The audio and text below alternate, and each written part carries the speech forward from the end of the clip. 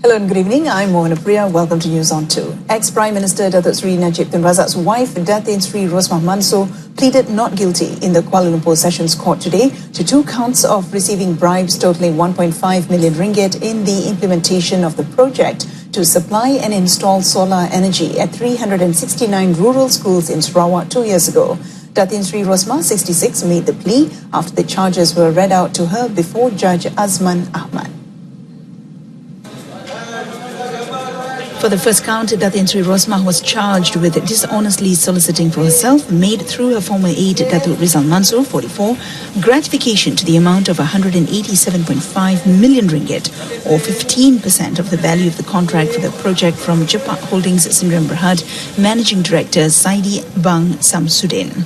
The money was an inducement to help Jepak Holdings to secure the hybrid photovoltaic solar system integrated project and maintenance and operation of Genset Diesel for 369 rural schools in Sarawak worth 1.25 billion ringgit through direct negotiation from the Education Ministry. As for the second count, Datin Sri Rosmah was charged with dishonestly receiving for herself 1.5 million ringgit from Saidi for the same purpose on 7th September 2017. Prosecution was conducted by Deputy Public Prosecutor Dato Umar Saifuddin Jaafar, while the defence team was led by lawyer Dato Geethan Ram Vincent. In the same Sessions Court, former Federal Territories Minister Datuk Sri Tengku Adnan Tengku Mansor pleaded not guilty to 2 counts of corruption and an alternative charge with accepting a bribe of 3 million ringgit in connection with land sale for construction of affordable homes in 2013 and 2016. He made the plea before Judge Azman Ahmad. For the first charge, Datuk Sri Tengku Adnan, 68, who is the Putrajaya Member of Parliament, was alleged to have dishonestly received for himself 1 million ringgit in gratification from businessman Tan Eng Boon through a public bank cheque belonging to Pekan Nenas Industries Sdn Bhd that was deposited into a CIMB bank account belonging to Datuk Sri Tengku Adnan. The gratification was for approving an application by Nucleus Properties Sdn Bhd, now known as Paragon City Development Sdn Bhd, to raise the plot ratio of the site with development at Lot 228, Jalan Semara, Kuala Lumpur. Datuk Sri Tengku Adnan was charged with committing the offence on 27th December 2013. A married couple, both lecturers at University Technical Malaysia Melaka, UTEM, were charged for alleged abuse of power at the ICRO Sessions Court today. Mohammad Zulfatah Zakaria, 36, and his wife, Norain Idris, 33, however, pleaded not guilty after the charges were read out to them separately before Judge Datuk Muhammad Nasir Nordin. The couple are alleged to be responsible for handling the purchase of laboratory items for research purposes worth 52,000 ringgit at the university between July 2015 and June 2016. Mohammad Zulfatah was charged with 3 counts of using his position for gratification to prepare 3 tenders for the purchase of laboratory items and research materials from a company belonging to his mother-in-law, HA Mega Supply. Norain, meanwhile, was charged with committing the same offence involving the purchase of equipment from the same company. Judge Dato Muhammad Nasir set bail at 30,000 ringgit for Mohammad Zulfatah and 10,000 ringgit for Norain. He also set 18th December for case remention.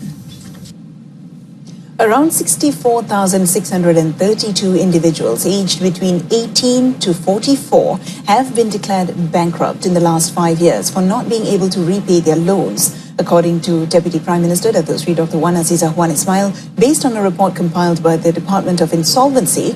Up till September this year alone, around 13,338 individuals were declared bankrupt. Datuk Sri Dr. Wan Azizah also expressed concern that a high cost of living was the main reason why many working adults were unable to save. She also said government employees from the highest percentage of borrowers of personal loans. The so-called solution sometimes just multiplies the problem by increasing the person's liabilities instead of reducing it. Without the right financial discipline, some borrowers will pay the installment on their personal financing while at the same time creating a new credit card balance from new spending. This is something that we should look into. The Deputy Premier said this at the Debt Management and Counselling Agency AKPK Inaugural Financial Literacy Symposium 2018 in Petaling Jaya, Selangor. The event was attended by more than 300 participants from the public and private sectors. Now, the World Health Organization, WHO, expects nearly 9.6 million cancer-related deaths to be recorded this year. Health Minister Datuk Sri Dr. Zulkifli Ahmad said Malaysia has recorded a total of 13.6% of cancer cases in 2015, while 8.9% was documented in 1996. Datuk Sri Dr. Zulkifli said women are more at risk of developing cancer. He added that the government has allocated 20 million ringgit for at least 70,000 women to undergo health screening. Already we are addressing this, and of course, as you may also want to know, it's not about the allocation but as well the fair and equitable distribution as well. So we want to make sure that we do it best and cut down on the inefficiencies. That's the most important thing in it. Datuk Sri Dr. Zulkifli said 57.6% of cancer cases are sometimes traced once it's at the third and fourth level. He said this after officiating the Pantai Hospital Cancer Centre in Kuala Lumpur today. He urged women to conduct regular health checks to keep track of their health conditions and to detect any earlier symptom, especially cancer. Education Minister Dr. Mazli Malik said the re-implementation of the book voucher scheme for higher education institutions should not be politicized by any quarter. He said this is due to the fact that it involves the interests and welfare of higher education students in the country. According to Dr. Mazli, the re-implementation of the book voucher scheme will be continued in the interests of aiding higher education institutions in spite of criticism from several parties. Pada saya yang penting kepentingan pelajar lah, kita tak mau politik kan. Apa pun bagi pihak kementerian kita meletakkan kebajikan pelajar lebih utama. Dan kalau boleh kita letakkan tepi politik lah, apa awak nak cakap lah. Yang penting kebajikan pelajar. The Simpang Renggam Member of Parliament said the matter was brought forth during a cabinet meeting, was agreed upon and obtained support from Prime Minister Tun Dr. Mahathir Mohamad. And on another note, Dr. Mazli said the establishment of the Technical and Vocational Education and Training, or TVET, and Industry Commission is expected to ensure a more organized and efficient coordination of the program. He said the commission will also enable all TVET programs to be monitored and enhanced. Dr. Mazli said the proposal for the establishment of the commission will be tabled in Parliament in the near future. He added that the coordination of the TVET Commission will be handled by two main ministries, which are the Education Ministry and the Human Resources Ministry. It was decided to table a motion in Parliament to get endorsement from the Parliament for the establishment of a TVET Commission, Suruhanjaya TVET. Then this with the hope to enhance the decision that made by the Cabinet. So it's to show not only to show, it's to to express our seriousness in enhancing TVET and bringing TVET to the next level.